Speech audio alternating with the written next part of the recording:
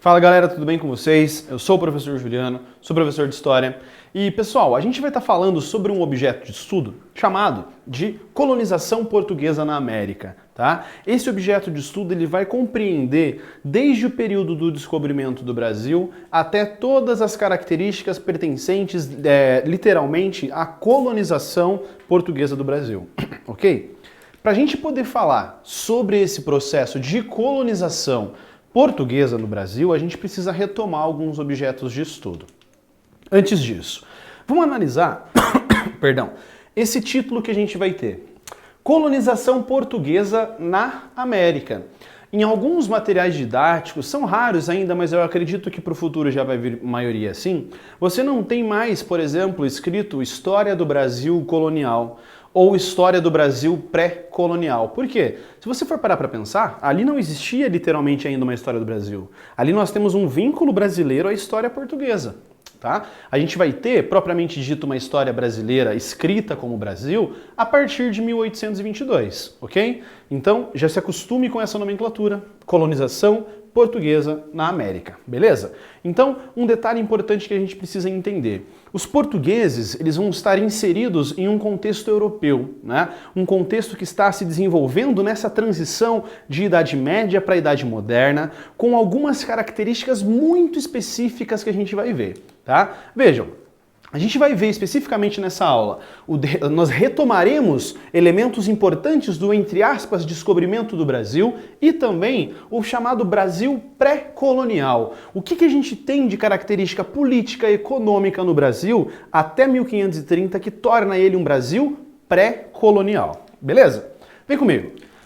Portugal vai estar passando por um processo das chamadas grandes navegações. É um processo que nós temos de expansão marítima também, tá? Não é apenas Portugal que entra nesse processo de grandes navegações, nós temos também Espanha, perdão. E por que Portugal e Espanha são os pioneiros nessas buscas por novas regiões, nessas buscas, grandes navegações? Por que Portugal e Espanha e não outros países? Porque eles tinham as condições necessárias, políticas e econômicas, para que isso acontecesse. Tá? Então Portugal é o país pioneiro nas chamadas grandes navegações. Tá? Qual era o objetivo? Qual o objetivo que vai ter Portugal começar essas grandes navegações? Por que de uma hora para outra os portugueses decidem desbravar o mundo? Pelo seguinte motivo econômico. Os portugueses tinham o objetivo não de chegar no Brasil, eles tinham o objetivo de chegar às Índias, tá? Porque lá nas Índias existia o comércio das especiarias, que possibilitavam lucros de 6.000%. Já parou para pensar? É um lucro absurdo que existia nesse período. E por que eles não chegavam nas Índias? Por que eles não passavam pelo Mar Mediterrâneo? Porque o Mar Mediterrâneo estava sob o domínio do Império Turco-Otomano. Então Portugal precisava de rotas alternativas, estava buscando uma rota alternativa para conseguir chegar até as Índias. Não é porque eles estavam preocupados em conhecer um mundo novo.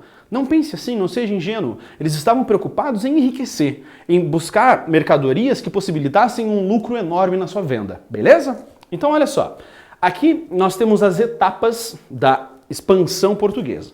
Primeiro, 1415, eles conquistam Ceuta. Vejam, aqui nós teremos a conquista de Ceuta acontecendo na região, aqui ó, a conquista de Ceuta lá mais ao norte no continente africano, tá? Esse é um mapa que apresenta todas as conquistas portuguesas que a gente vai ter durante o período das grandes navegações. Volta comigo. 1488, Bartolomeu Dias supera o Cabo das Tormentas. Qual é o grande problema que os portugueses encontravam nesse processo para chegar até as Índias? Ó, observa no mapa aqui junto comigo para você conseguir entender.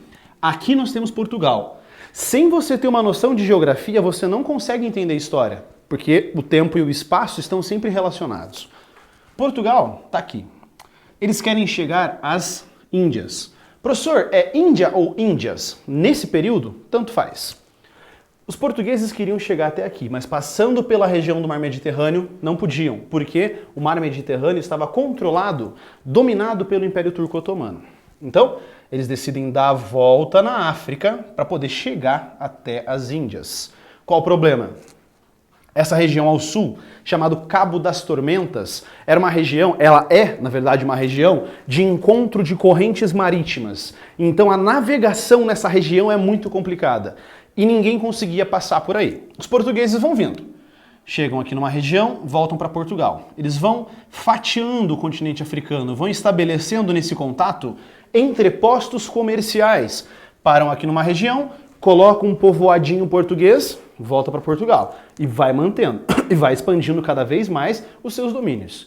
Até que no ano de 1488, o Bartolomeu Dias supera o Cabo das Tormentas, tá? E um pouco tempo depois, o Vasco da Gama vai realizar o chamado Périplo Africano. O que é Périplo Africano? O contorno do continente africano.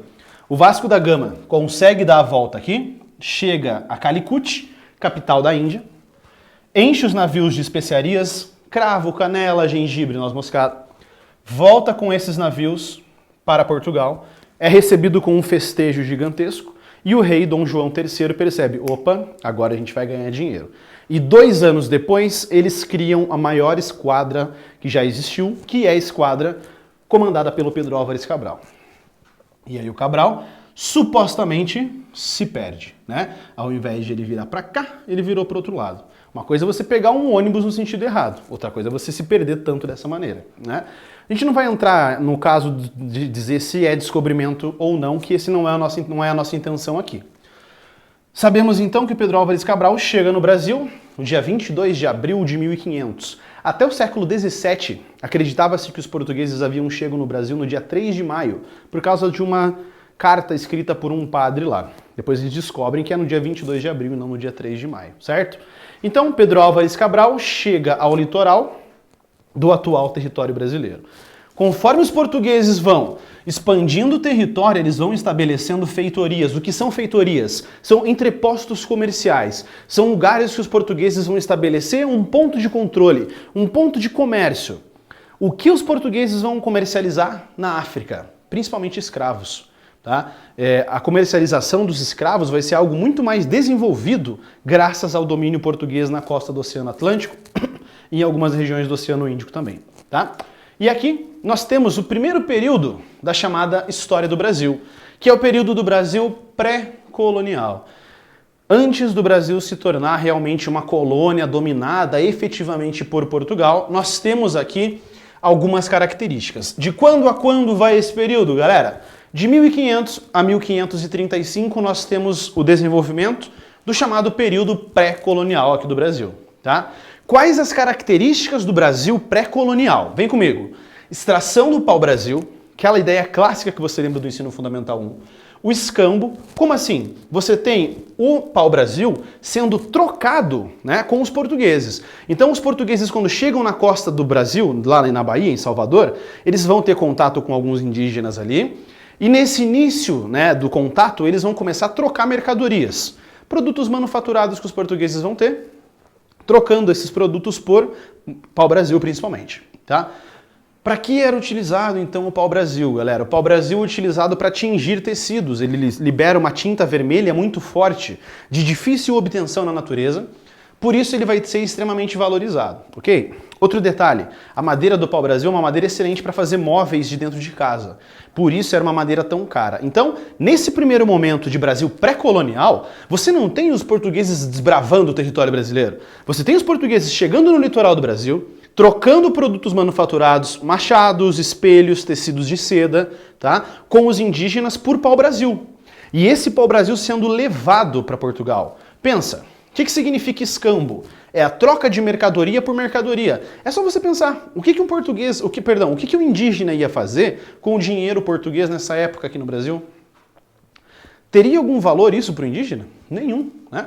Então eles vão trocando por coisas que eles acham interessantes. E aí nós não podemos esquecer daquela letra do Renato Russo, da música Índios, que ele fala, nos deram espelhos e vimos um mundo doente. Lembra disso? Quando os portugueses vêm para cá, eles trazem espelhos, trazem produtos e os indígenas também são contaminados com algumas doenças trazidas pelos portugueses. Continuando. Feitorias, o que é isso? É um entreposto comercial. Aqui a gente pode ver. Aqui são os barquinhos portugueses chegando na costa do Oceano Atlântico aqui no Brasil. Os portugueses não vão adentrar muito o nosso território, tá? O território brasileiro não era tão desbravado, era só o litoral, e mais especificamente o litoral nordeste do Brasil. Os portugueses chegam aqui com os seus barcos, descem com os barquinhos menores e vão estabelecer um comércio um escambo, melhor dizendo, né, de pau-brasil com os indígenas. E aí os portugueses vão levando esse pau-brasil para a Europa para buscar vendê-lo lá em território europeu para obter um lucro, certo? Nesse primeiro momento, então, a gente não vai ter a interiorização do Brasil. Observa nesse mapa que está aí para você. Qual a faixa do território brasileiro que está sendo dominada? A faixa litorânea. Você tem aqui a região Nordeste, principalmente, que depois nós veremos o ciclo do açúcar, a economia açucareira se desenvolvendo nessa região. Mais abaixo nós temos uma vila importante que é chamada Vila de São Vicente, né? Que o Martim Afonso de Souza vai criar. Aqui é só o litoral brasileiro que está sendo dominado pelos portugueses. Eles não adentram o território. Por quê? Tinham muito medo. Tá? Eles não conheciam o território brasileiro. Eles tinham medo de encontrar alguma fera, algum monstro muito perigoso dentro do território brasileiro. Por isso também os portugueses não adentravam. E outra coisa, era muito difícil de você adentrar pelo sentido econômico. Você ia fazer o que aqui dentro? Você vai arriscar a tua vida entrando num território totalmente desconhecido? Por isso, no início, é apenas o comércio, né, o escambo de pau-brasil que vai ser feito, principalmente aqui na região de Salvador e também aqui em algumas outras regiões do que hoje é o Nordeste brasileiro. Olha um detalhe importante. Aqui está escrito terras pertencentes a Portugal e do outro lado, terras pertencentes à Espanha. Temos um tratado que dividia essas terras. Que tratado era esse? Lembra? O Tratado de Tordesilhas, assinado no ano de 1494. Ué, professor, o Brasil foi descoberto em 1500. Por que já tinha um tratado que dividiu o Brasil antes de saber que ele existia? Pois então, é aí que a gente percebe elementos de que realmente eles já sabiam da existência do território do Brasil e que não foi por acaso que o Pedro Álvares Cabral chegou aqui, certo? Beleza, galera? Então, aqui a gente fecha essa nossa aula principal sobre as características do período colonial do Brasil, ok? Eu sou o professor Juliano, professor de História. Até a nossa próxima aula. Tchau!